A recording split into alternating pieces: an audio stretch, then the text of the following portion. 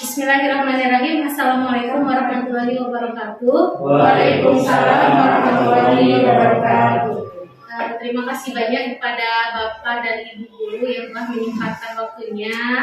Mohon izin pada Ibu Bapak guru semuanya, saya berdiri di sini bukan berarti saya menggurui, tapi kita saling berbagi ilmu positif. Salah satunya adalah tugas saya sebagai calon guru penggerak adalah menyebarkan ilmu-ilmu positif kepada rekan-rekan khususnya di SDN Cangkring 1. Pada kesempatan kali ini, terima kasih saya ucapkan kepada Ibu Bapak guru yang telah bersedia menyempatkan waktunya melaksanakan desiminasi. Desiminasi itu adalah pemberian informasi positif kepada rekan-rekan guru sejawat yang ada di sekolah saya. Kebetulan saya adalah calon guru penggerak di angkatan 9. Pada kesempatan kali ini saya akan menyampaikan desiminasi, menyebarkan pemahaman dan penerapan pengalaman tentang budaya positif yang ada di SDN Cangkring 1.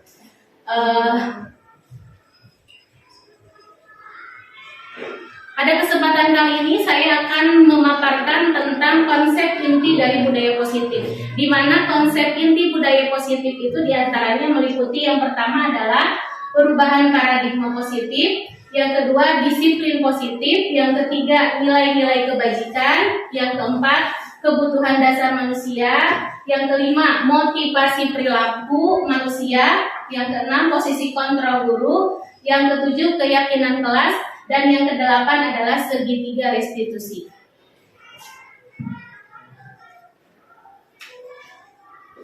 Pada modul 1.4 yang saya pelajari adalah tentang penerapan budaya positif yang harus diterapkan dan diaplikasikan di sekolah saya.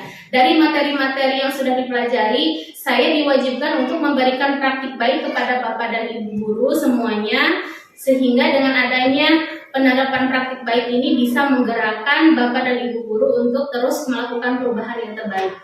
Pembelajaran dengan paradigma baru kita kenal dengan paradigma baru merupakan pembelajaran yang dirancang berdasarkan prinsip pembelajaran berdiferensiasi, di mana pembelajaran diferensiasi ini adalah pembelajaran yang disesuaikan dengan karakteristik dan kebutuhan peserta didik, sehingga peserta didik belajar sesuai kebutuhannya berdasarkan pada tahap perkembangan sesuai teori psikologis modern untuk mewujudkan profil pelajar Pancasila. Di mana profil pelajar Pancasila ini adalah salah satu dimensi pembelajaran pada kurikulum merdeka yang terdiri dari yang pertama beriman dan bertakwa kepada Tuhan Yang Maha Esa, yang kedua berkebinekaan global, yang ketiga bergotong royong, yang keempat kreatif, yang kelima bernalar kritis, dan yang keenam adalah mandiri. 6 dimensi profil pelajar Pancasila ini harus diterapkan di sekolah-sekolah yang sudah melaksanakan kurikulum merdeka, khususnya untuk kelas 1 dan kelas 4. Tapi tidak memungkinkan untuk kelas lainnya juga sudah mulai menerapkan, karena diharapkan peserta didik mampu menjadikan landasan profil pelajar Pancasila ini menjadikan dasar kebutuhan anak. Selanjutnya, nah, ini adalah miskonsepsi tentang teori kontrol. Karena kita menyadari kalau biasanya kita memberikan hukuman kepada murid yang melakukan kesalahan, ternyata itu adalah persepsi yang salah. Nah, ini adalah miskonsepsi tentang teori kontrol. Yang pertama, ilusi guru untuk mengontrol diri muridnya. Jadi, guru biasanya mengontrol murid. Jadi, yang mengatur, yang menguasai adalah guru. Padahal itu sebenarnya adalah miskonsepsi, itu adalah salah, persepsi salah. Ya, yang kedua adalah ilusi bahwa kritik dan membuat rasa bersalah mampu menguatkan karakter. Jadi dengan kita memberikan hukuman, sebenarnya itu bukan menjadikan murid sebagai pribadi yang lebih baik. Justru itu menjadikan hukuman itu menjadikan karakter yang jangka panjangnya akan merusak sel-sel otak anak. Jadi yang seharusnya konsepsi teori kontrol itu ilusi bahwa semua penguatan positif, efektif dan bermanfaat, padahal itu salah. Ya, yang kemudian ilusi bahwa orang dewasa itu berhak memaksa. Jadi kita memaksakan kehendak kita kepada anak, menghukum dengan sekehendak kita, memberikan konsekuensi, sanksi, itu sebenarnya adalah salah. Ya, karena untuk pembelajaran sekarang kita berperan sebagai teori kontrol sebagai manajer. Jadi manajer di sini adalah kita mengatur saja dan memberikan pengawasan dengan melakukan segitiga restitusi. Segitiga restitusi itu bukan kita langsung menanyakan kesalahan anak itu apa langsung kita berikan hukuman, tapi kita tanya dulu apa alasan anak itu melakukan kesalahan. Dia pasti punya alasannya melakukan kesalahan tersebut. Dengan melakukan segitiga restitusi tersebut, anak dengan senantiasa melakukan keterbukaan kepada gurunya dan dia tidak akan merasa takut untuk mengungkapkan kesalahannya. Tapi kalau kita sudah di judgment untuk melakukan tindakan kekerasan seperti misalkan menghukum, itu dengan sendirinya jangankan anak berbicara kepada gurunya melakukan kesalahan, menghadap pun dia ketakutan. Jadi dengan adanya segitiga restitusi tersebut, teori kontrol kita sebagai manajer, kita berpeluang besar untuk melakukan perubahan yang lebih baik. Nah, di sini ada merubah paradigma stimulus respon ke pendekatan teori kontrol. Stimulus respon tentang dunia di sini bahwa realitas atau kebutuhan itu sama. Tetapi teori kontrol tentang dunia bahwa realitas kebutuhan itu berbeda. Kemudian yang kedua, semua orang melihat hal yang sama, tetapi pada teori kontrol, setiap orang memiliki gambaran-gambaran yang berbeda. Kemudian kita mencoba mengubah orang agar berpandangan sama dengan kita, tetapi kita harus sendiri berusaha memahami bahwa pandangan orang lain itu ternyata berbeda dan tidak sama. Perilaku buruk dilihat sebagai suatu kesalahan, tetapi teori kontrol menunjukkan bahwa semua perilaku itu memiliki tujuan. Kemudian setiap orang bisa mengontrol saya, tetapi pada teori kontrol hanya diri saya sendirilah yang bisa mengontrol saya sendiri. Nah, di sini adalah kebutuhan dasar manusia.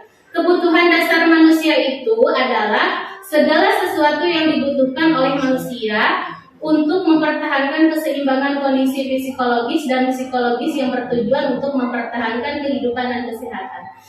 Kalau kebutuhan dasar setiap anak tidak terpenuhi, maka dia akan melakukan sesuatu yang di luar apa yang mereka kehendaki. Misalkan seperti ini, kebutuhan salah satu itu yang tidak dipenuhi adalah kebutuhan akan kasih sayang. Di sekolah dia akan melakukan sebuah tindakan bagaimana caranya supaya dia mendapatkan kasih sayang di sekolah. Nah, berarti kebutuhan dasar anak tersebut tidak terpenuhi. Tetapi kalau dari kebutuhan dasar anaknya sudah terpenuhi, maka dia tidak akan melakukan tindakan-tindakan yang bisa melakukan sebuah kesalahan di sekolah.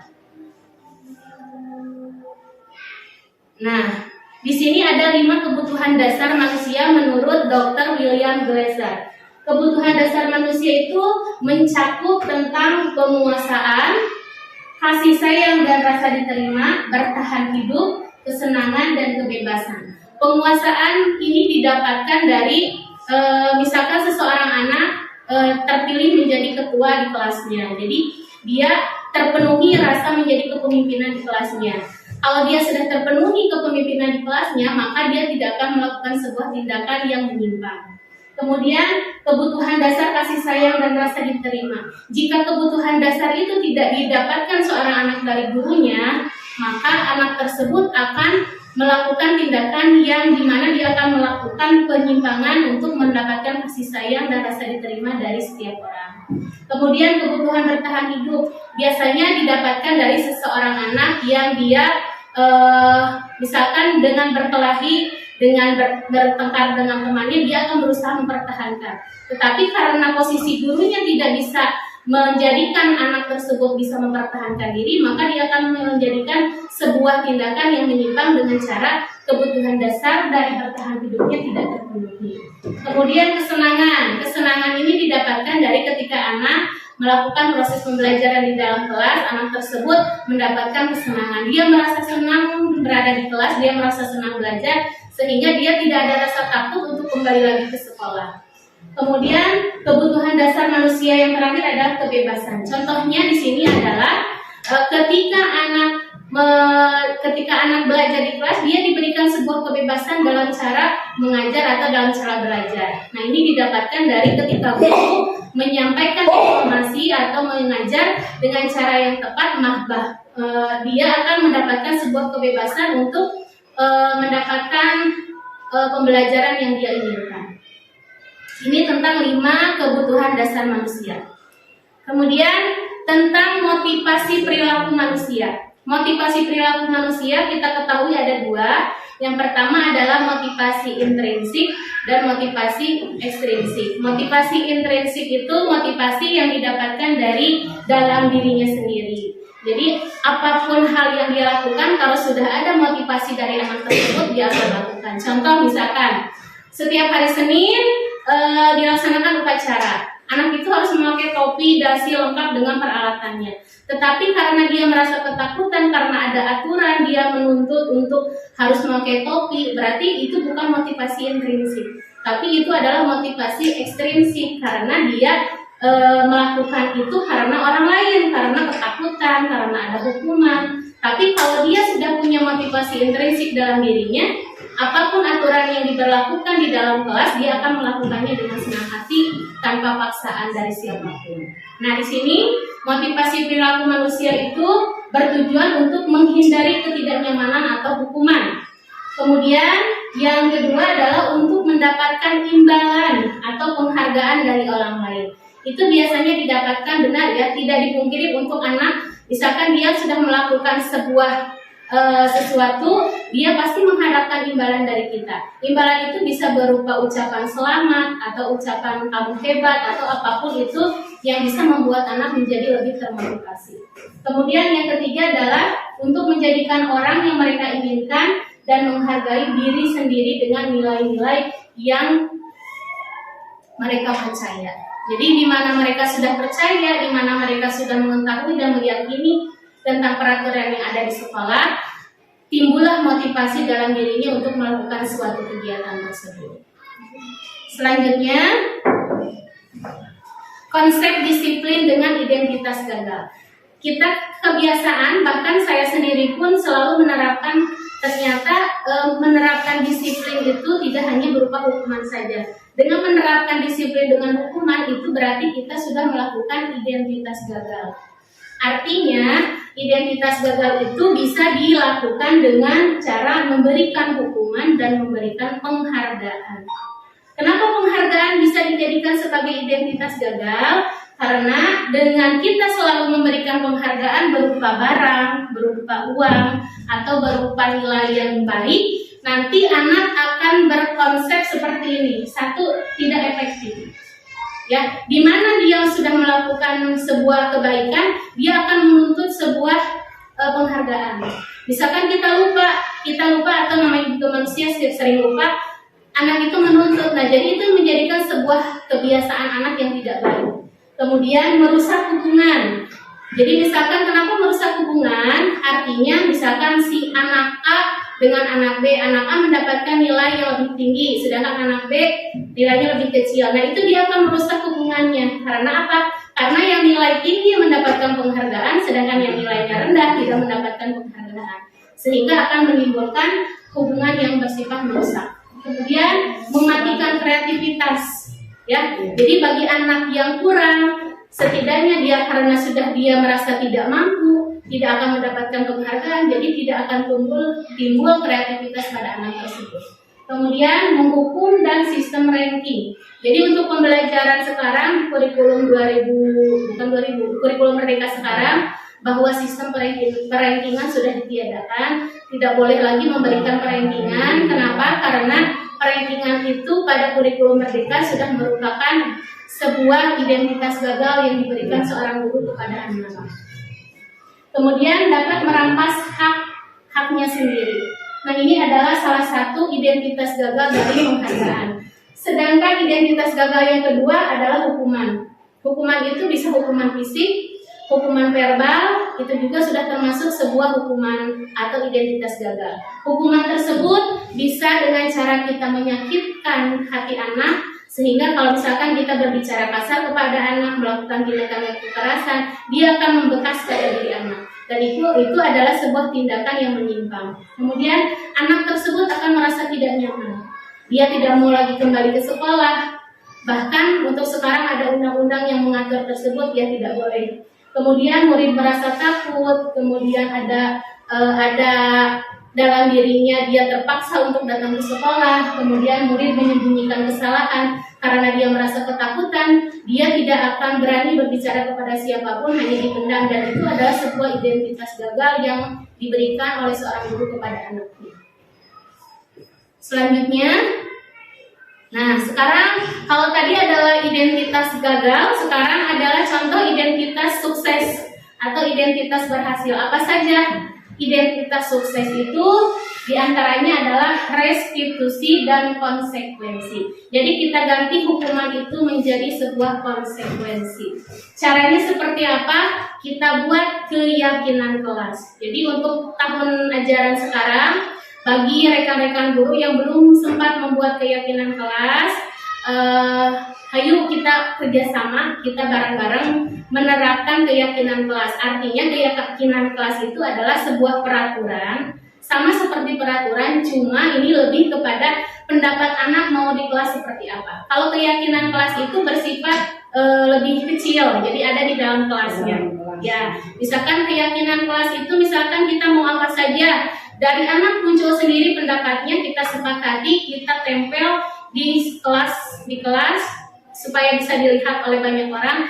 Jadi ketika anak melakukan kesalahan, kembali lagi ke keyakinan kelas yang dibuat. Misalkan seperti ini, anak itu datang terlambat, sedangkan keyakinan kelas yang sudah dibuat harus disiplin tepat waktu. Nah, berarti pada satu waktu anak itu datang ke kelas terlambat, kita tidak usah lagi kamu harus seperti ini. Jadi kembali lagi, keyakinan kelas kamu sudah tahu apa di sekolah, tahu apa saja disebutkan. Misalkan datang terlambat, nah berarti kamu sudah melanggar keyakinan kelas tersebut. Kamu tahu konsekuensinya. Jadi yang diberikan bukan kamu tahu hukumannya, tapi kamu tahu konsekuensinya apa.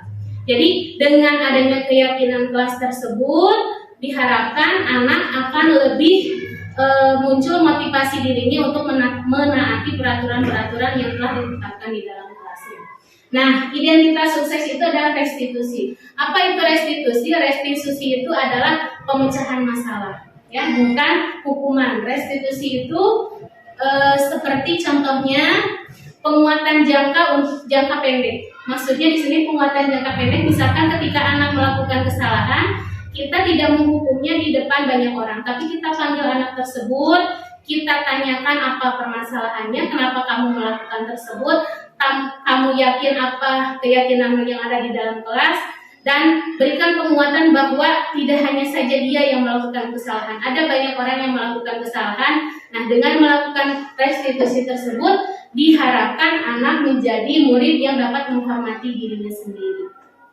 Kemudian adanya konsekuensi. Konsekuensi itu tidak sama dengan hukuman. Konsekuensi itu adalah tanggung jawab dia ketika dia melakukan kesalahan. Dia yang dapat melakukan hukuman pada dirinya sendiri. Konsekuensi yang dilakukan oleh dia, berarti dia tahu konsekuensinya. Konsekuensi ini bertujuan supaya murid dapat bertanggung jawab tentang perilaku yang dibuatnya, kemudian fokus pada pemecahan masalah jangka panjang. Selanjutnya, konsep disiplin pendekatan dengan pendekatan segitiga restitusi. Sebuah cara menanamkan disiplin positif pada murid. Restitusi adalah proses menciptakan kondisi bagi murid untuk memperbaiki kesalahan mereka, sehingga mereka bisa kembali pada kelompoknya mereka. Jadi mereka tidak akan merasa terhakimi, tidak akan merasa tersalahkan. Kemudian ciri-ciri restitusi itu diantaranya bukan untuk menebus kesalahan, namun untuk belajar dari kesalahan. Jadi ketika anak melakukan kesalahan, dia akan belajar dari kesalahan yang telah dia buat dan dia tidak akan melakukannya lagi. Itu adalah contoh dari segitiga restitusi. Tapi ketika anak kita diberikan hukuman, dia akan melakukan hal itu lagi. Karena apa? Dia tidak tertanam dari belajar dari kesalahannya. Tapi dengan adanya segitiga restitusi, anak akan belajar dari kesalahannya. Kemudian memperbaiki hubungan. Ciri yang ketiga, tawaran bukan paksaan. Jadi kita menawarkan, bukan kita memaksakan anak harus dihukum nulis misalkan 100 baris, ya, tapi kita berikan sebuah tawaran. Kalau kamu melakukan ini, berarti kamu nanti ke depannya harus apa? Kita tawarkan pilihan apa yang harus dia lakukan. Kemudian restitusi itu menuntun untuk melihat ke dalam diri dia sendiri, dan restitusi itu mencari kebutuhan dasar yang mendasari tindakannya. Nah, restitusi juga fokus pada solusi. Jadi bukan hanya hukuman saja, tapi ada solusi dari setiap permasalahan. Kemudian restitusi itu mengembalikan murid yang berbuat salah kepada kelompoknya. Jadi ketika anak berbuat salah, dia akan dikembalikan lagi ke kelompoknya dengan rasa percaya diri. Jadi dia tidak akan merasa takut kalau dia misalkan sudah dihukum, kemudian dia akan kembali lagi ke kelompoknya, dia akan merasa trauma. Nah, tidak seperti itu. Dengan adanya restitusi, ketika anak diberikan restitusi, maka dia akan dengan senang hati kembali ke kelompoknya dan tidak akan melakukan hal itu lagi. Nah, di sini perbedaannya. Perbedaan antara hukuman, konsekuensi, dan restitusi. Hukuman itu guru menghukum siswa tersebut, misalkan hormat bendera selama 10 menit. Konsekuensinya, guru memberikan konsekuensi untuk mengerjakan PR-nya saat istirahat atau dikerjakan sebanyak 3 kali lipat. Sedangkan restitusi itu, guru menanyakan keyakinan kelas dirinya dan membantu siswa menyelesaikan masalah. Jadi misalkan di sini ada siswa dengan contoh kasus, misalkan siswa sering tidak mengerjakan PR. Ya, karena siswa itu tidak mengerjakan PR, langsung kita memberikan hukuman. Hukumannya adalah hormat di bendera selama 10 menit dengan kaki diangkat, kemudian hormat. Nah, itu adalah contoh hukuman. Nah, itu sebenarnya sudah tidak boleh berlaku lagi, karena itu akan berdampak panjang pada psikologis anak. Kalau konsekuensi, contohnya seperti ini. Karena kamu tadi tidak mengerjakan PR, kamu tahu konsekuensinya. Tahu, berarti kamu harus apa? Pada saat istirahat, kamu akan mengerjakan PR sebanyak 3 kali lipat. Nah, itu ada konsekuensi. Ya, dan yang terakhir adalah restitusi. Ini yang paling baik. Contoh restitusi tadi, kembalikan menanyakan kepada anak keyakinan kelas yang telah dibuat apa, kamu tahu restitusinya seperti apa, dan kamu tahu apa yang harus kamu lakukan. Kalau dia sudah berpikiran, oh saya tidak mengerjakan PR Bu, karena misalkan tadi malam saya tidurnya kemalaman atau saya bermain game sehingga saya tidak sempat mengerjakan PR. Kemudian ditanya lagi, kamu tahu keyakinan yang kita buat di dalam kelas itu apa? Tahu, misalkan apa?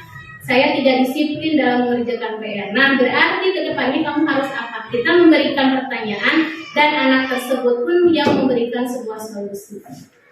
Nah, ini adalah contoh perbedaan dari hukuman, konsekuensi, dan restitusi.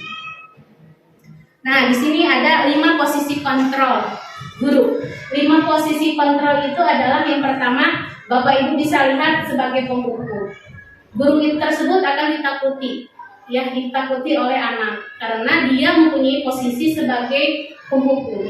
Kemudian pembuat rasa bersalah. Kalau pembuat rasa bersalah, kalau bahasa Sundanya disebut nanti ngungkun gitu ya. Jadi kamu rakali nanti dia misalkan, nah, kamu kenapa tidak mengerjakan PR? Kamu tidak kasihan kepada ibu. Jadi dengan ada perkataan seperti itu kepada anak, dia akan merasa rasa bersalah. Oh, berarti saya sudah melakukan kesalahan itu, berarti saya tidak sayang kepada ibu guru. Saya seperti itu. Jadi ada rasa bersalah pada diri anak.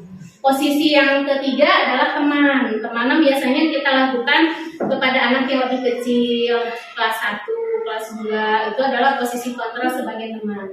Jadi kita ajak ngobrol, kamu kenapa tadi melakukan hal itu? Itu ada contoh teman. Kemudian posisi kontrol sebagai pemantau. Pemantau di sini, contohnya kita hanya mengawasi saja. Oh, anak itu sudah melakukan kesalahan. Kalau sudah tahu, kita lihat, kita pantau, kita panggil, kita tanyakan. Itu posisi pemantau. Dan posisi yang paling terbaik di antara posisi kontrol tersebut adalah posisi yang paling ideal untuk menjadi seorang guru itu adalah posisi manajer.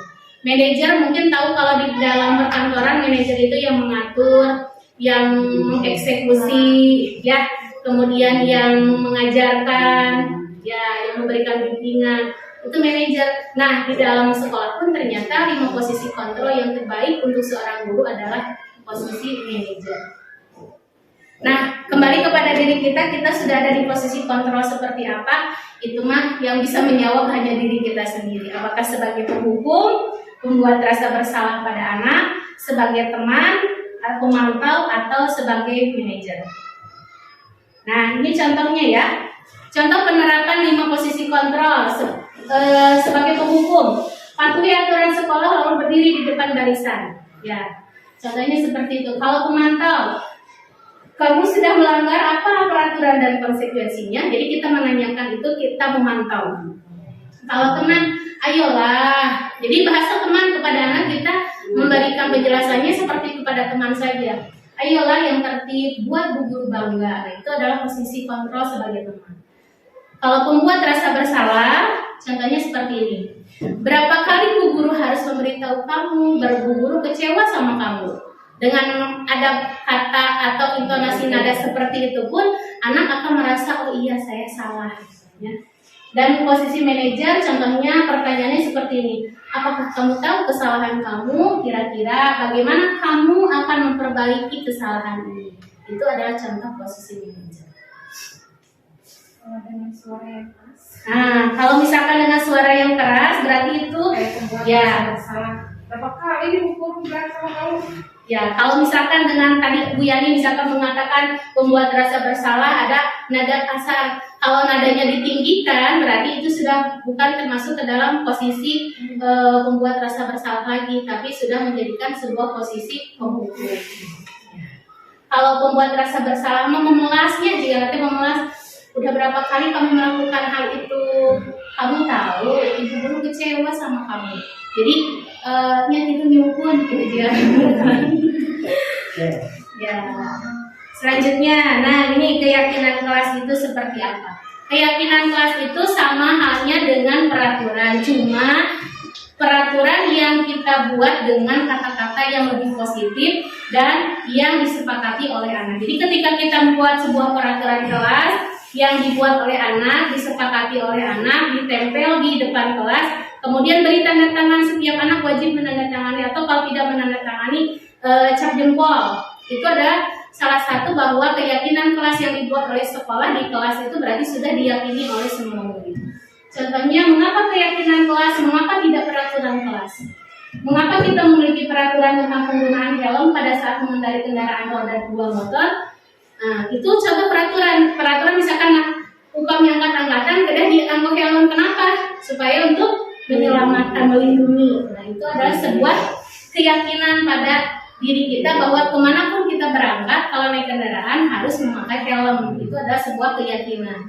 Kemudian, mengapa kita memiliki peraturan tentang penggunaan masker dan mencuci tangan setiap saat? Supaya apa? Sehat, supaya tidak ada kuman. Itu sudah jadi keyakinan. Nah, itu adalah contoh keyakinan. Selanjutnya, ini ada kegiatan pada saat membuat keyakinan kelas. Guru bersama siswa membuat sebuah keyakinan kelas. Kita memaparkan dulu keyakinan kelas seperti apa, disepakati, kemudian ditempel di depan kelas. Bagaimana pembentukan keyakinan kelas? Pembentukan keyakinan kelas itu lebih abstrak daripada peraturan. Jadi kalau misalkan peraturan datang tepat waktu, itu peraturan. Tapi kalau keyakinan kelas datang tepat waktu itu adalah contoh nilai dari apa? Disiplin. Berarti diganti keyakinan kelas 1 disiplin. Disiplin itu mencakup banyak, tidak hanya terlambat datang ke kelas, memakai baju harus rapi, itu adalah salah satu contoh disiplin. Kemudian sedikit saja, tidak usah banyak-banyak. Kalau semakin banyak keyakinan berarti nanti anak sendiri yang akan pusing. Cekap pilu oge, tapi itu harus sudah diyakini oleh setiap anak. Kemudian berupa pernyataan yang universal, artinya pernyataannya menyeluruh untuk semua anak. Jadi tidak hanya cek iya muncul gitu, tapi harus disepakati oleh semua anak. Kemudian dapat diterapkan di kelas, harus, karena begitu kita membuat keyakinan kelas berarti itu harus kita terapkan. Kemudian bersedia meninjau kembali keyakinan kelas dari waktu ke waktu. Jikalau misalkan keyakinan kelas tersebut ada yang harus diperbaiki, itu boleh diperbaiki. Dan dibuat dalam bentuk yang positif, tidak berbentuk kata-kata yang rumit, tidak dimengerti oleh anak. Kemudian semua warga kelas hendaknya ikut berkontribusi dalam pembuatan keyakinan kelas. Nah, ini adalah contoh segitiga restitusi. Segitiga restitusi itu ada 3. Yang pertama adalah menstabilkan identitas. Yang kedua, validasi tindakan yang salah. Yang ketiga, menanyakan keyakinan. Contoh menstabilkan identitas, misalkan namanya stabil ketika anak melakukan kesalahan, dia pasti dengan emosi. ya. Jadi kalau menuju gelut ya menuju gelut kurang dicanak di emosian deui boro-boro anak itu kan redam, tapi kita stabilkan dulu emosinya, kita redamkan dulu emosinya. Itu yang pertama, menstabilkan diri kita dengan cara seperti ini. Kita semua akan melakukan hal yang terbaik untuk yang kita lakukan. Atau kita tanyakan, bukan hanya kamu saja yang pernah melakukan itu, ibu juga pernah, teman-teman lain juga pernah. Dengan kata-kata seperti itu, dia yang tadinya emosi lama-kelamaan dia akan menjadi stabil. Setelah anak itu stabil, kita baru validasi tindakan. Kenapa kamu tadi melakukan hal yang salah? Jadi jangan langsung misalkan dia sedang berantem dipanggil anaknya, kamu itu, nah itu bukan menstabilkan. Jadi kita emosinya redamkan dulu, baru kita validasi kenapa dia melakukan hal tersebut. Setelah kita validasi, baru kita tanyakan keyakinan kelasnya. Nah, kamu tadi melakukan hal tersebut salah atau tidak? Salah. Dia sendiri yang menjawab. Kalau begitu, kita kembali ke keyakinan kelas kita. Berarti kamu sudah melanggar apa? Berarti kalau misalkan berantem dengan temannya, berarti kita ganti keyakinan kelasnya.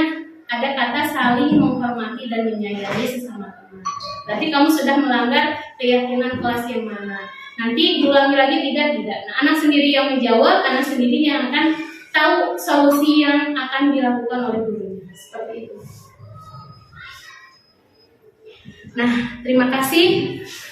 Demikianlah diseminasi pemberian informasi yang bisa saya sampaikan. Mudah-mudahan apa yang saya sampaikan bermanfaat khususnya bagi saya dan umumnya bagi rekan-rekan semuanya. Mohon maaf apabila pada saat penyampaian diseminasi tentang penyebaran budaya positif yang saya lakukan sebagai salah satu tugas praktik baik yang saya lakukan di Sekolah SD Cangkring 1 banyak kekurangannya, jauh dari kata sempurna, saya mohon maaf. Saya mengajak kepada rekan-rekan semuanya yang ada di Sekolah SD Cangkring 1, khususnya kepada rekan-rekan guru, rekan-rekan sejawat, mari kita gerakan, mari kita rubah pandangan kita untuk menjadikan sekolah kita dan murid-murid kita menjadi sekolah yang lebih baik. Mungkin itu saja yang bisa saya sampaikan. Terima kasih. Wassalamualaikum warahmatullahi wabarakatuh. Waalaikumsalam warahmatullahi wabarakatuh.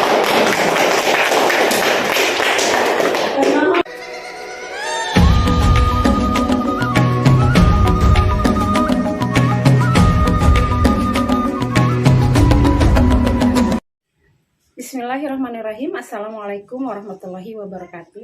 Perkenalkan, nama saya Yani Mariani. Saya salah satu dari guru SDN Cangkring 1.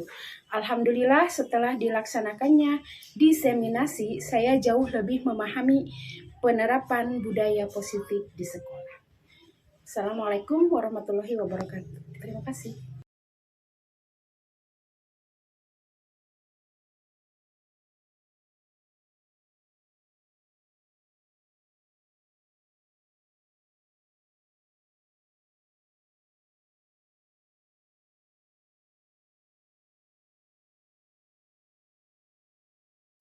Selamat pagi anak-anak.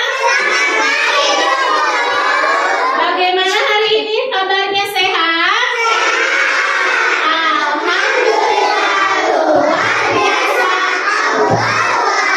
Oke, Pak, coba Ibu mau tahu dulu tepuk anak soleh. Aku anak soleh, rajin sholat, rajin ngaji, orang tua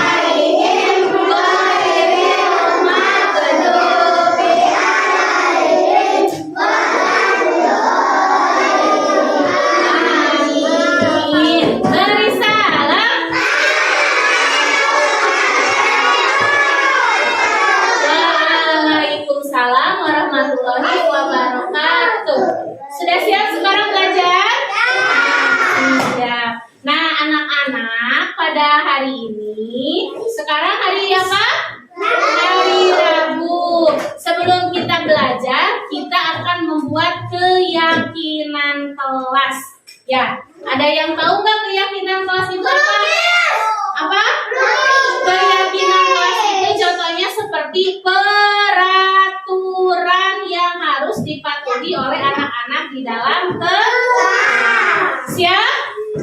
Siap tidak? Nah, coba Ibu kasih contoh seperti ini. Contoh keyakinan kelas itu kita buat supaya kelas kita menjadi tertib, kelas kita menjadi aman, kelas kita menjadinya nyaman. Ya, contoh keyakinan kelasnya seperti ini. Sekarang hari apa? Hari Rabu. Kalau hari Rabu, anak-anak berpakaian apa? Batik. Nah, kalau anak-anak berpakaiannya sudah sesuai, berarti itu adalah contoh anak-anak sudah mematuhi keyakinan di dalam kelas. Berarti anak-anak disiplin memakai baju. Ya, terus di sini ada tidak yang hari ini terlambat ke kelas? Ada nggak? Oh, Raihana. Sini Raihana, coba sini. Sini Raihana. Raihana tadi terlambat ke kelas. Coba Ibu mau tahu alasannya. Kenapa tadi Raihana terlambat ke kelas? Rumahnya jauh, macet di jalannya ya. Ya, berarti kalau kita nanti buat keyakinan kelas, nanti ada peraturan, ada keyakinan bahwa nanti Raihana tidak boleh datang terlambat pagi. Berarti nanti kalau Raihana seperti itu, Raihana berarti harus disiplin. Ya, coba tepuk tangan buat Raihana. Ya, boleh duduk lagi. Atau misalkan kelas kita kalau kotor nyaman tidak? Kelas kita kalau kotor nyaman tidak? Banyak sampah di bawah, banyak sampah di kolong meja. Senang tidak? Tidak. Berarti kita buat keyakinan kelasnya. Keyakinan kelasnya berarti apa? Tidak boleh buang sampah Kalau buang sampah harus kemana? Sampah tuh ya, Tika sudah langsung membuat sampahnya ke tempatnya. Tong sampahnya sudah disediakan. Ya, tinggal kesadaran anak-anak untuk membuang sampah ke dalam tempat sampah. Nah, baik. Sekarang kita buat keyakinan kelas.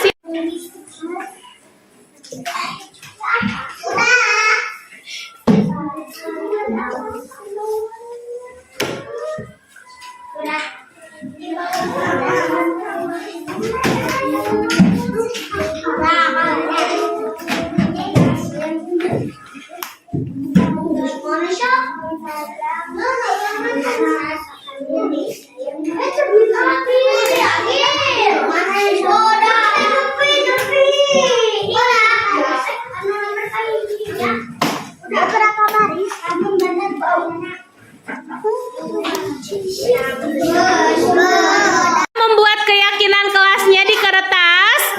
Sudah. Nah, sekarang tugas anak-anak menempelkan di papan tulis yang sudah Ibu sediakan ya. Siap ya? Sekarang mulai dari barisannya Kamil dulu. Silahkan Kamil, ayo tempel di nomor yang sudah disediakan. Iya, pinter. Yuk, lanjut dengan teman-temannya, tempelkan keyakinan kelas yang sudah anak-anak buat ya. Ke bawah, boleh ke bawah sayang, di nomor 1 ya. Nah, tak bisa. Coba mana? Oh, ini kebalik. Ya. Ya. Gak apa-apa. Tuh, itu ambil Raihan, sini. Ya, yang Raihan nanti terakhir dikasih lem ya. Nah, sip. Nah, ini keyakinan kelas dari kelompok yang ke-1. Boleh duduk kembali. Ya, sekarang barisan kedua, ayo berbaris rapi. Barisan kedua. Ya. Yuk, barisan kedua. Tempelkan keyakinan kelasnya sesuai dengan nomornya ya. Ayo, siap. Yuk, ayo tempel. Nah, pinter. Yuk, tempelkan. Iya, pinter, hebat. Nah.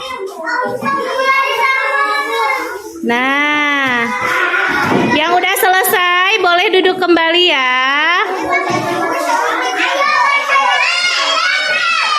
Ya. Sini mana coba ibu bantu. Ini nempel sayang. Nah, tuh. Ya, ibu ambil lagi. Nah.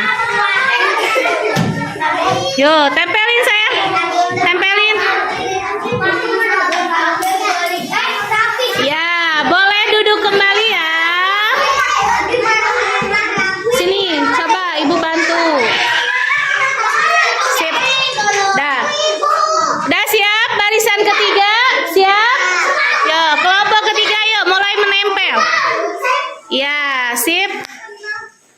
Lagi. Gak apa-apa di bawah juga gak apa-apa. Nah. Iya. Nah. Wah, pinter. Udah? Ayo. Sip. Lagi. Nah. Bagus. Satu lagi. Iya. Terakhir kelompok 4. Ayo kelompok 4.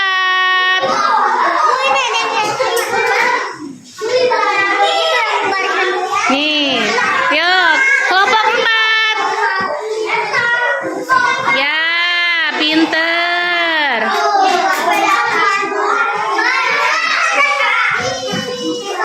Gak apa-apa di bawah juga. Ya. Yuk. Nah, pinter. Ambil sayang yang jatuhnya ambil.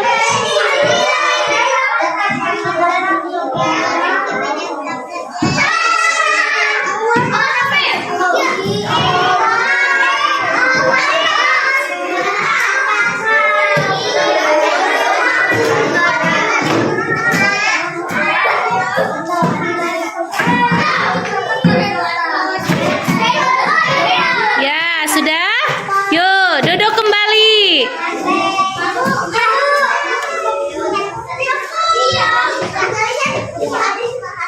Nah, ini adalah keyakinan kelas yang telah anak-anak buat ya. Nah, ini hasilnya.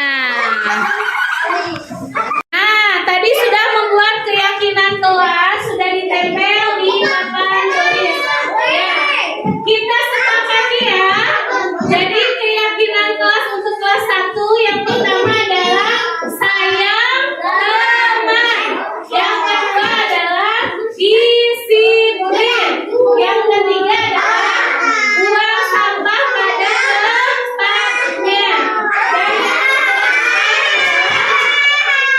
sopan santun. Bagaimana? Sepakat tidak? Sepakat tidak? Ya, sepakat ya. Harus dipatuhi, tidak boleh bilang ya. Kalau keyakinan kelasnya kita langgar, anak-anak dapat konsekuensinya. Siap? Siap tidak? Siap. Nah, bagaimana hari ini, senang tidak? Nah, anak-anak sudah bisa membuat keyakinan kelas. Tepuk tangan dulu buat semuanya. Perkenalkan, nama saya Naila, saya kelas 1 di SDN Jangkring. Saya senang karena ada keyakinan kelas. Assalamualaikum.